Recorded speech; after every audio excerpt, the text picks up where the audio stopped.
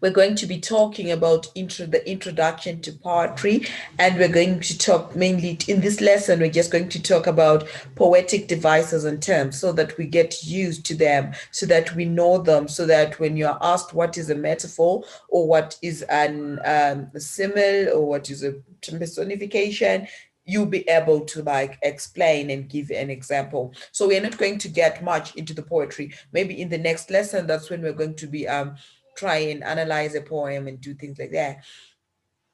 So the first thing that we are going to talk about is rhyme. When we're talking about rhyme, we are talking about the repetition of sound and rhyme. The last word on each line rhymes. Example, when you say hat, cat, brat, fat, mat, sat.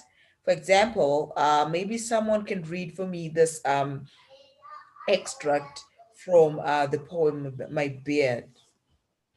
I can. Thank you. My beard, my shell Sylvestian. My beard grows to my toes. I never wears no clothes. Mhm. I wraps my hair around my beard, and down the road I goes. Exactly. So we are seeing rhyme when she was saying, "My beard grows to my toes." So that's the rhyme that we're talking about, whereby repetition of sound grows toes clothes. It's rhyming. So that's what we refer to as rhyme in poetry. That's what we refer to whenever there is this kind of rhyme whereby words are rhyming with each other, or maybe sentences are rhyming with each other, then that's going to be rhyme. So hey bear, right, it's actually rhyming. When you say hair bear, it rhymes. When you say clothes goes, it's rhyming. So that's what we refer to as rhyme in poetry. And then we can also talk about alliteration, right? Alliteration. Who can read for me on alliteration? I can, ma'am. Thank you. The repetition of the intel letter or sound in two or more words in a line. To the lay person, these are called tongue twisters. Example: how much dew would a dew drop if a dewdrop did drop dew? Okay, great. So those are mainly tongue twisters, right? I think when you guys, I don't know when if you've done that, but when we were growing up, we need to be very to do that tongue twister that says she sells shells on the seashore. I can't remember how we used to do it, but we would do that. So that is alliteration, whereby like it's repetition of the initial letter or sound in two or more words in a line, like the one that she has just read. How much dew would a drop if a dewdrop did drop dew? So it's actually it's called a tongue twister because it's very difficult to say it out, right? It will be very difficult to say the things out. Then we have okay, alliteration in this alliteration. Okay, she talks in beauty, she walks in beauty like the night of cloudless climes, of cloudless climes, of cloudless climes is like the alliteration, and starry skies it's like alliteration again. Day denies, it's also a form of,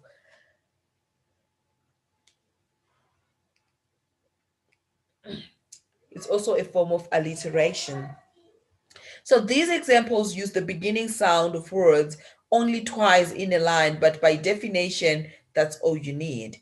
That's all we need, because remember we say that the repetition of the initial letter or sound in two or more words in a line. So it doesn't have to be five words or six words in order for you to say it's alliteration. It could actually be just two words, like this example that we are given here, which is saying cloudless climes and starry skies and day denies. Then this becomes alliteration. So alliteration can be repetition of the same letter uh, for more than two times, right? Yeah, for 2 or more times. It could be 2, it could be 3, it could be 4, it could be 5, depending on how the author or how the poet wants to use it. Then we have what we call onomatopoeia. Who knows what onomatopoeia means?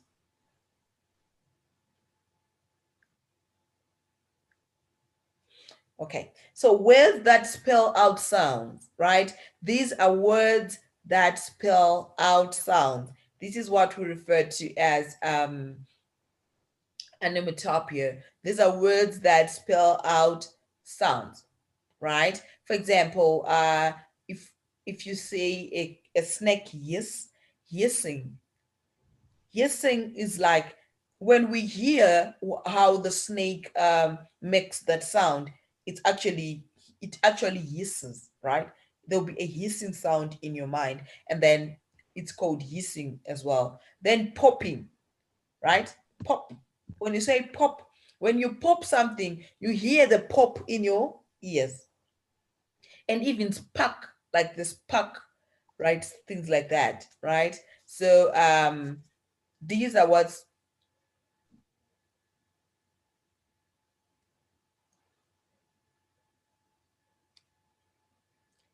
so this is what is called onomatopoeia. This is what we refer to as onomatopoeia. And also okay, let's move. Let's move. Okay. So this is an example of an extract from the poem Noise Day by Shel Silverstein, which has some examples of onomatopoeia. Oh, sorry. Let's see what this looks like in a poem. This is onomatopoeia. Several other words not highlighted could also be considered onomatopoeia. Can you find any? Okay, fine. Before we do that, we just want to see the words that are highlighted in pink. All the words that are highlighted in pink are the onomatopoeia words. So maybe someone can read for me.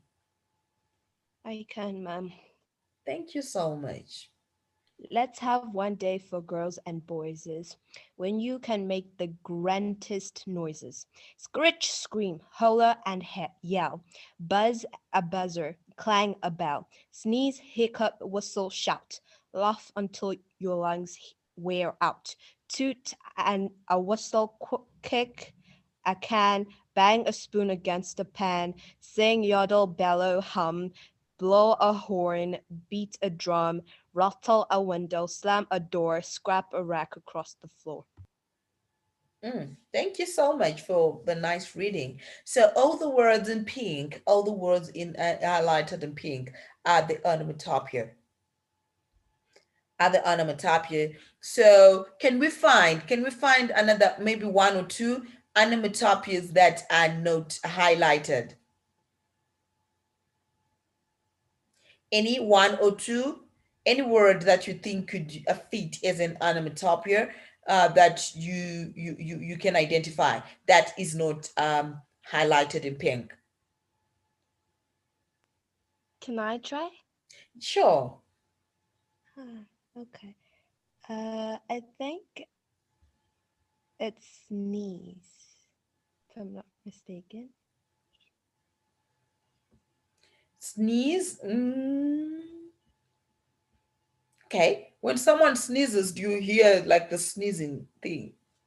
Like bars. It's like bars. You hear the buzzing. And clang a ring, a bell. You hear the clang. Um, okay. Can you look for another one? Okay. When you can okay, let's do it. Screech, scream, holler and yell. Buzz a buzzer, clang a bell. Sneeze, hiccup, whistle and shout. Sorry, shout. Laugh until your lungs wear out. Toot a whistle, kick a can. Bang a spoon against a pan. Sing, yodel, bellow, hum. Hum. This is hamming, right? So ham is also onomatopoeia. Then blow a horn, beat a drum. A window, slam a window. Scrap A wreck. Scrap is also an animal topic. Okay, you understand these things as we go. Don't worry. You get to understand them better as we start identifying them in poems and things like that. Then it becomes easy. So what's important today is just to know what they are and then try to identify them. Though I know that you might not be fully able to identify them, but you can actually identify them. Then we have simile, a comparison between two usually unrelated things using the word like or as. Example, John is as hungry as a bear. In the morning, Rare is like an angry lion. So this is one of the easiest, whereby you just it's identified by the use of like and as. For example, like a comparison between two usually unrelated things. So this is actually very, yeah, a bit easy. Can someone read for me this one, the poem? I hope you can see, because these arrows are like, okay, let me try to move the arrow. I want to move the arrow. Let me try and move it. Okay, doesn't want to move. Okay, let me do this. Okay, fine. Okay, let me read it. A poem should oh,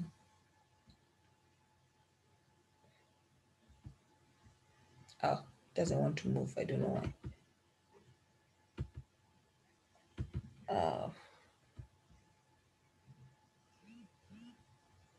Oh, what is this now? Okay, yeah. Let me do this. Enable. Okay, just a second, so that I want to remove the I want to remove the. Oh, okay. I don't know what happened. Okay, fine, guys. So basically, we're just talking about the.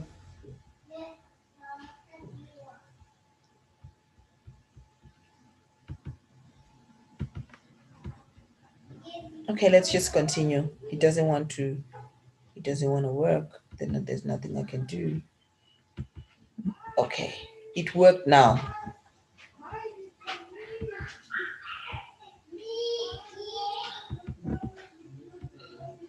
So it's work. It works now.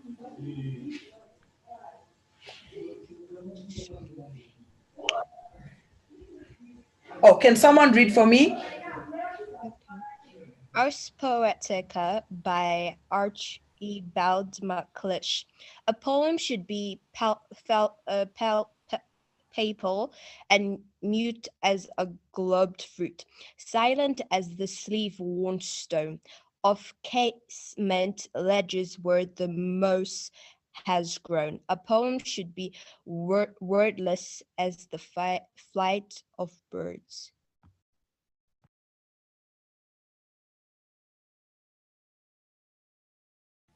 Okay, thank you so much. So a poem should be palpable and mute as a globed fruit.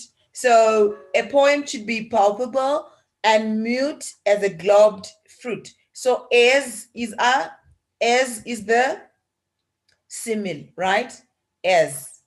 Silent as also, like silent as the sleeve worn stone, that's another simile.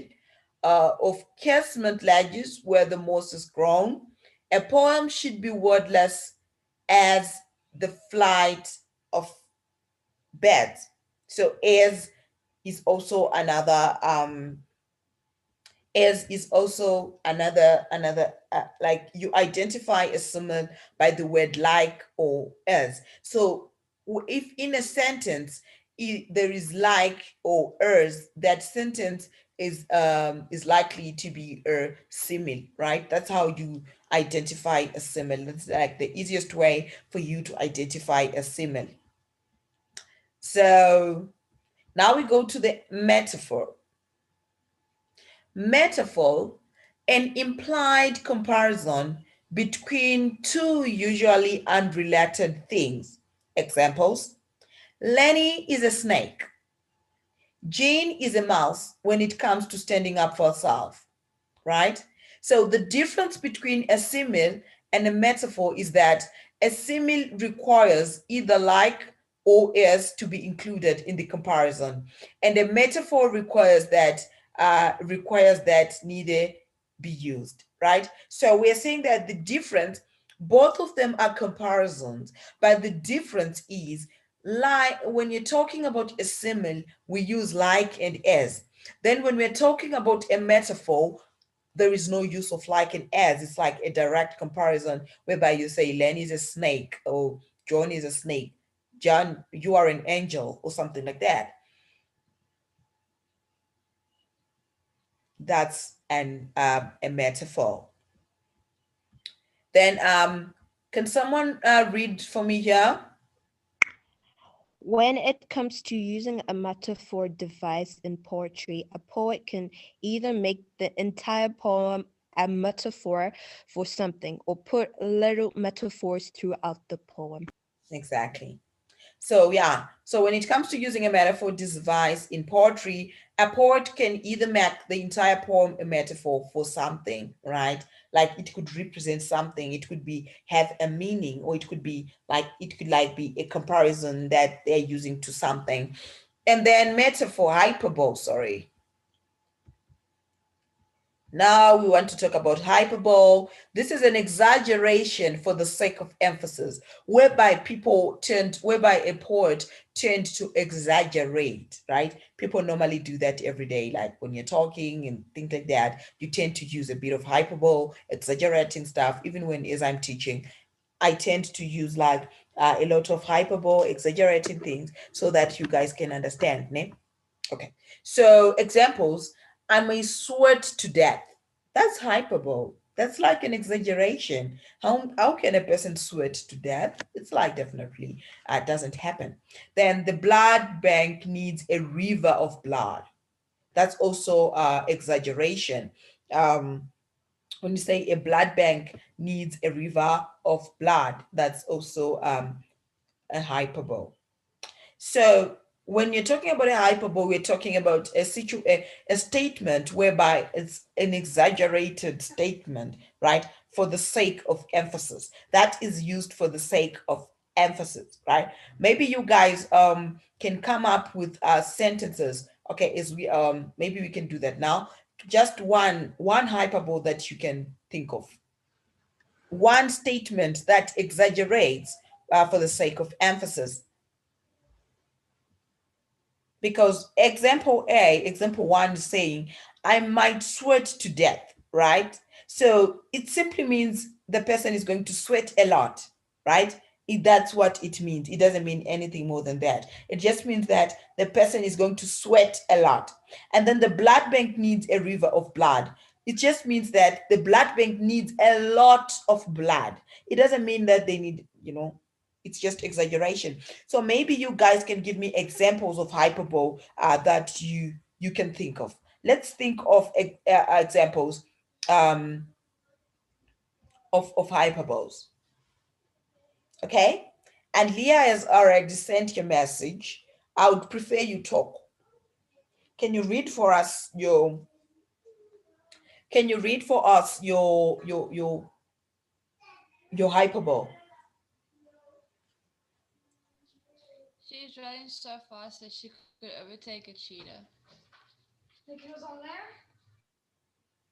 Okay. So she's saying she's running so fast she could overtake a cheetah, right? Okay, that's correct. Anyone else?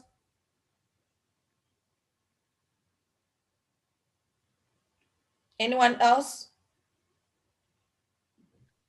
The thunder is roaring louder than the lion. The what? The thunder.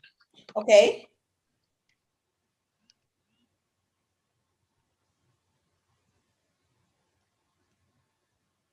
Okay. The thunder. Okay, yes, that's correct. And anything else? Anyone else who wants to give an example? I was walking along when suddenly this enormous dog walked along. I was walking. I was walking along when suddenly this enormous dog walked along. Okay. I was walking along. So where is the exaggeration? How are you exaggerating?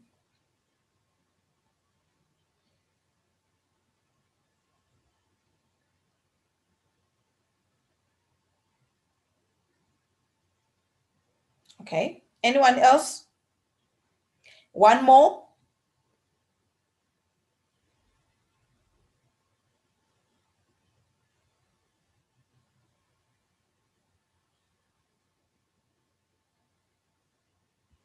Can I try Yes, again? no?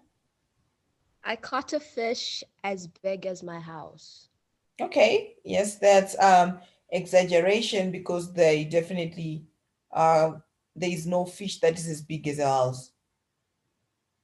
Yes, that's correct. So that's also an example of hyperbole, right? So now let's move on to personification.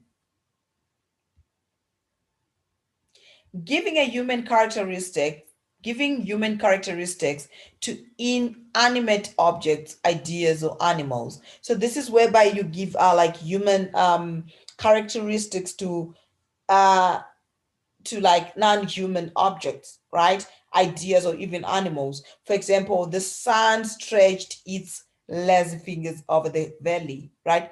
The sun is not human, it doesn't have fingers, it doesn't have, but it's like giving a non-human object so like human characteristics, right? So that's personification, whereby you give a non-human object human characteristics. So maybe we can have maybe few examples in there before we end the lesson. Can I try? Sure. I don't know. As a tree stretched its head up to the sky. I don't know if that makes sense. Yeah. And what? You can come again.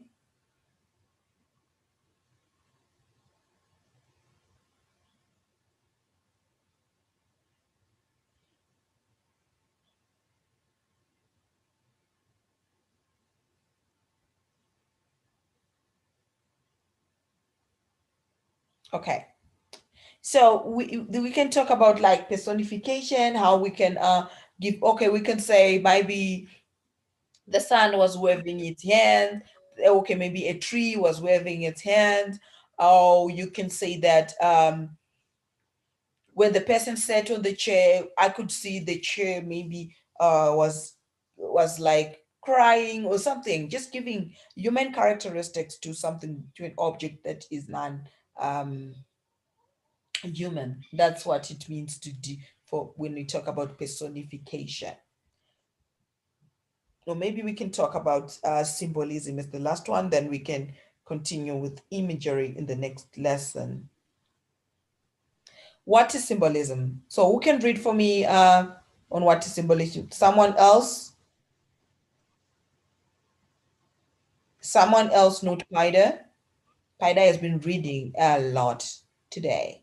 So you guys can't relax and rely on Pida. So you guys have to read also.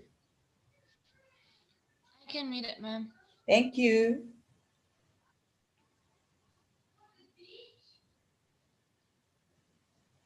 You can go ahead.